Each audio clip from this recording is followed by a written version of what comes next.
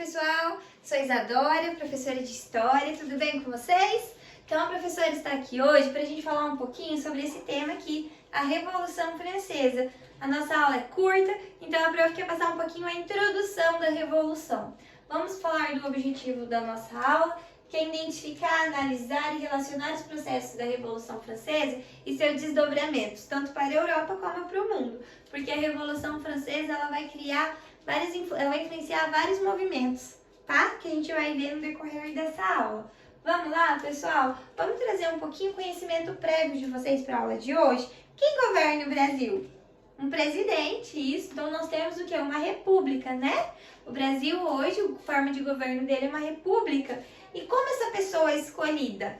Como? Através do voto, né? Democracia. Então, a gente sabe que o Brasil hoje é uma república, temos um presidente que é escolhido através do voto.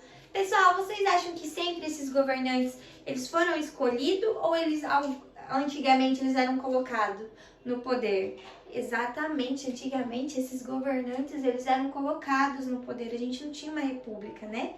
Então, diante desse questionamento, a gente vai na nossa aula responder hoje o que foi a Revolução Francesa. Vamos então para os slides para falar um pouquinho sobre a Revolução. Olha lá, para a gente contextualizar o momento histórico da Revolução. A gente tinha o que então, pessoal? A Europa vivia um antigo regime. O antigo regime era aquela forma de poder absoluto na mão do rei, o absolutismo monárquico. Quando o poder está todo na mão de uma pessoa, ela faz o que? Ela acaba privilegiando um grupo. Então, a gente tinha uma sociedade aristocrática privilegiada, porque o poder ele era absoluto na mão de uma pessoa. E a gente vai ter, diante dessa Europa com o antigo regime, a gente vai ter o surgimento do iluminismo, que é muito importante. Foi um movimento de pensadores, um movimento que foi chamado de século das luzes, porque os pensadores eles passaram a questionar o antigo regime, a questionar essa questão do governo na mão de uma pessoa só e de não ter uma divisão para privilegiar, para beneficiar outras pessoas. Então esse é o contexto que a gente vai ter, o contexto histórico, para falar sobre a Revolução. Vamos lá, pessoal? Para falar de Revolução Francesa, precisamos saber da sua importância. Por que da sua importância? Porque a Revolução ela vai ser importante para todo o Ocidente. Ela vai ajudar na independência dos Estados Unidos, ela vai influenciar a independência dos Estados Unidos e vai influenciar até coisas que aconteceram aqui no Brasil, no nosso país. Ela vai influenciar, por exemplo, com as suas ideias de liberdade, fraternidade e igualdade em Confidência Mineira, tá? Outra importância é que ela é um marco do início da Idade Contemporânea. Sim, isso a professora quer que vocês saibam. Por que ela é um marco do início da Idade Contemporânea? Por causa dessa importância que ela teve para outros movimentos. Lembra? Idade Antiga, Idade Média, Idade Moderna, Idade Contemporânea. Então, o início da Idade Contemporânea, Revolução Francesa. Vamos para o próximo slide para a gente agora falar, então, como que iniciou? A gente precisa saber que tem um início, uma causa, a Revolução. A causa é o quê? A crise social, política e econômica que a França vivia. A França, existem dados que falam que a França gastava mais do que 20% do que o seu orçamento permitia. E quem que pagava esse orçamento? Como que era feito isso? Através do quê? Dos impostos. Então, a gente tinha aqui toda uma revolta também por causa desses impostos. Então, olha lá. Foi resultado da crise que a França vivia no final do século XVIII, essa insatisfação popular. Pessoal, vamos entender, se a gente está falando de imposto e de crise, vamos entender a estrutura social da França? A estrutura social da França era essa. Ela era dividida em 3 estados. Primeiro estado formado pelo clero, segundo estado formado pela nobreza e o terceiro estado por todos aqueles outros que não faziam parte nem do primeiro nem do segundo, onde se destacava quem?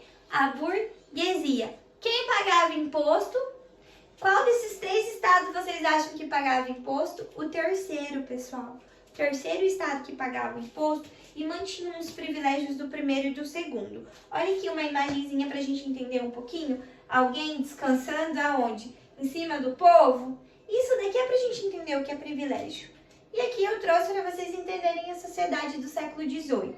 Primeiro e segundo, privilegiados. E aqui os não privilegiados, que era o terceiro estado e quem pagava os impostos.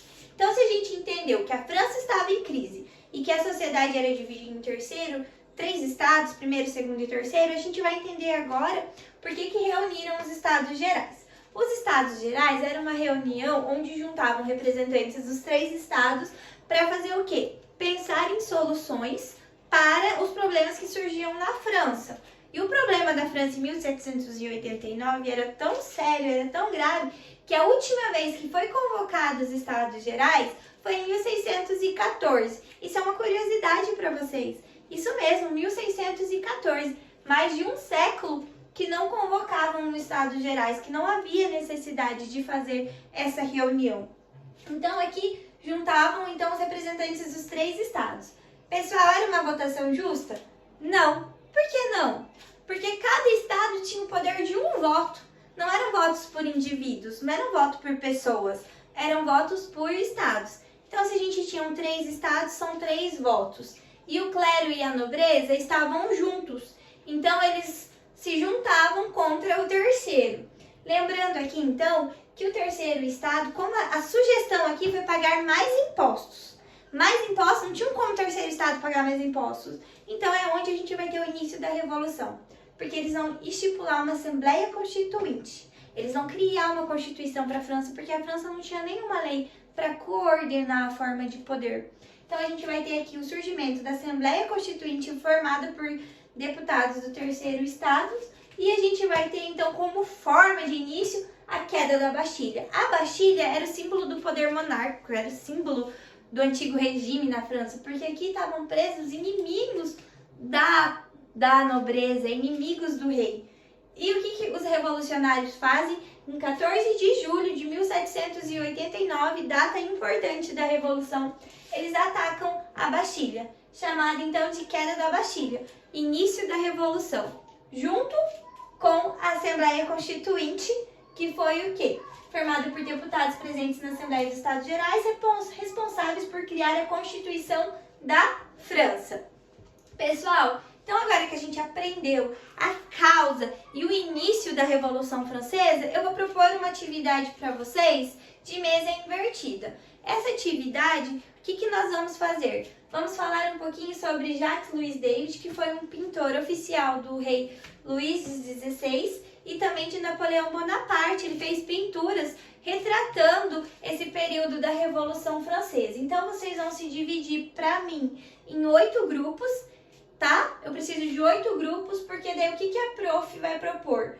Vocês vão registrar informações para mim, para trazer, para apresentar para mim e para os demais alunos, tá? Falando o quê? Principais dados da obra, ano, o contexto em que ela foi produzida. Vocês vão explicar o que ocorria na França durante a sua produção, realizando uma breve análise dos elementos que a compõem. Então, isso que eu preciso. Olha aqui, aqui nós temos as 8 obras, que eu vou fazer sorteio para dividir para vocês.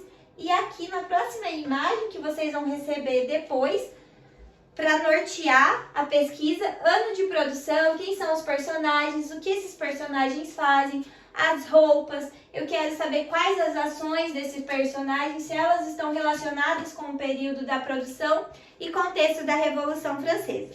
Isso então que vai ser a atividade da nossa aula. Pessoal, então diante disso eu quero retomar com vocês rapidinho o que vocês têm que saber da aula de hoje. A causa da Revolução Francesa: crise política, econômica, social e insatisfação de qual estado? Do terceiro estado. O que mais? Foi criado um Estado Geral e uma Assembleia Constituinte, onde o terceiro estado organizou uma Constituição para a França. Mais um ponto que vocês têm que saber sobre a aula de hoje. E outro ponto importante para a gente saber sobre a aula de hoje é o quê? A queda da Bastilha, que também foi o quê? Um marco do início da Revolução. Certo, pessoal? Espero de coração que vocês tenham aprendido com a aula de hoje e ficam mais conteúdo para a próxima. Muito obrigada pela atenção de vocês. Tchau!